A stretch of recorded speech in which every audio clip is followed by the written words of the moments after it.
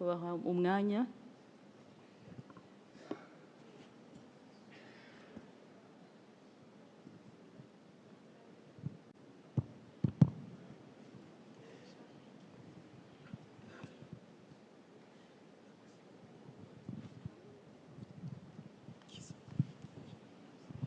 Thank you. Good afternoon, everyone. Your Excellency, attendees, and listeners at large. My name is H.E Muvunyi. Ikibazo mfite ngiye kukibaza mu Cyongereza. I hope that's okay. I'm an entrepreneur of 6 years. I own a business called Glow Force. We manufacture hair care and skincare products. As an entrepreneur, I frequent a few institutions, namely Rwanda FDA, Majirwa, and occasionally REMA as well. When I frequent these institutions, there is an issue I face across all of them, which is that when I'm going to apply for a license or certain certification, they will give me a list of requirements. I take the week or 2 weeks to fulfill these requirements. I go back, and then they give me another list of requirements. This wastes a lot of time. Mind you, these things I'm applying for have been applied for by other people, so the list of requirements is known. My issue is, why aren't I given an exhaustive list to save both time and to be more efficient? I have asked, whilst I'm on the ground, to several workers of these institutions, why do you do this? I am told, oh, we did not really understand what you do, but now that we understand, you need these extra things. Why not ask me an exhaustive list of questions so that you're able to understand my business before you give me a list of things that I need to bring? I would like to end on a positive note. Through my 6 years of entrepreneurship, Rwanda Standards Board has been an amazing institution to work with. They have been very knowledgeable and willing to help. And they also have a really good program known as Zamukira Ubuziranenge, which I am a part of, and I encourage every other young entrepreneur to be a part of. They have very valuable trainings there. I hope to get some help on my issues. Thank you. Murakoze cyane. Tugarutse uretse gatoya mbere yuko dukomeza gufata abandi, reka hagire abasubiza icyo kibazo. Niba ni Minister wa Commerce, RDB, whoever, bagisubize. Nta nubwo kijyanye n'ibyo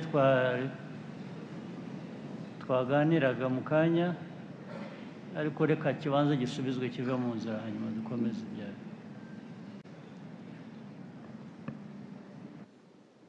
RDB. Murakoze nyakubahwa President Kumijambo. The challenge that was raised is the very reason why we created the one-stop center. So to remove the friction points and situations where investors have to go in multiple different places to... Yeah, but here the question is, the issue is the one-stop center is not working. That's what should be answered. I thought, yeah, let's go to the point. Why that situation, if true, is happening. Yeah, straight to the point. Either between you and the Minicom, where he is. So you should both answer that, and quickly we get something else. Thank you, Your Excellency. I would just invite her to come to the one-stop center, because all the services that she's referred to are provided in the one-stop center. So that she doesn't have to go to the different places, we would invite her to come to the one-stop center, Your Excellency. That may require that you educate everybody as to what to do, because maybe she doesn't know what to do. Why?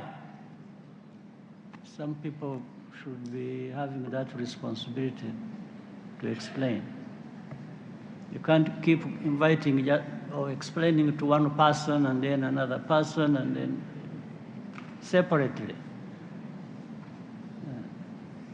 So why doesn't she know where to go? We create a one-stop center, it doesn't work, nobody knows where it is, so who addresses that problem?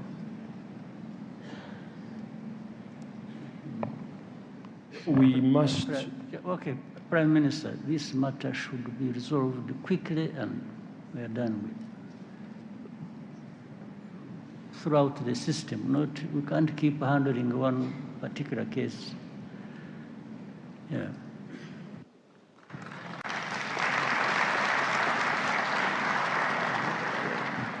Murakoze, Your Excellency, ngira ngo ibyo muvuga nibyo kandi task turayumva kandi turaza kuyikora.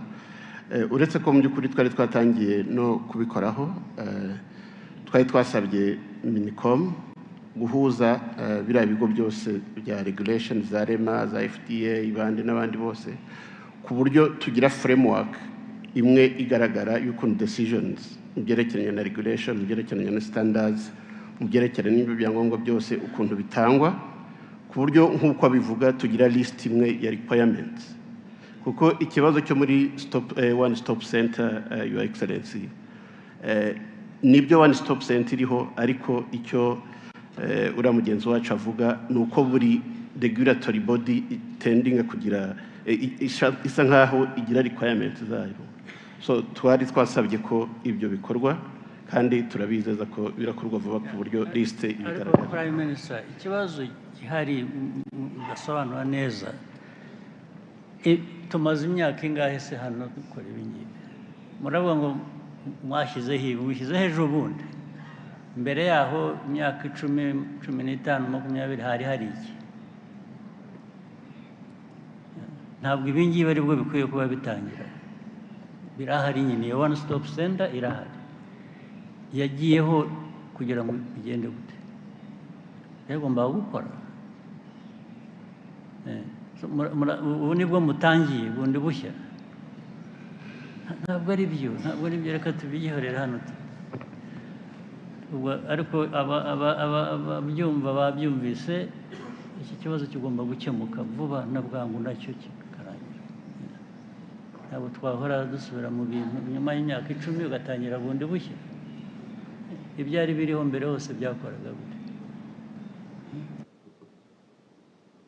Murakoze nyakubahwa Perezida wa Repubulika. Ku banyarwanda bakurikiye hirya no hino bakoresha ururimi rw'ikinyarwanda, ikibazo cyari cyabajijwe cyarebanaga n'ibyangombwa ba rwiyemezamirimo usanga bafite urutonde rw'ibyangombwa byinshi basabwa, ariko agasabwa bimwe hano yasubirayo ejo bakamubwira bati hari n'ibindi ugomba kuzana. RDB rero basubije yuko hari one stop center aho ushobora kugenda ukabona ibyangombwa byose ukeneye ahantu hamwe udasiragiye mu nzego zitandukanye. Ubwo ngubwo ibindi bisubizo byo byari mu kinyarwanda, ndizera yuko mwabashije kubyumva. Dukomeje tugarutse, ariko noneho tugaruke ku byo twaganiraga, ibindi bya one stop center tube tubivuyeho, tugaruke ku byo Minister Olivier atugejejeho. Niba hari ufite ikibazo cyangwa igitekerezo, hari undi wari wamanitse yari yanahagurutse, nizere ko bijyanye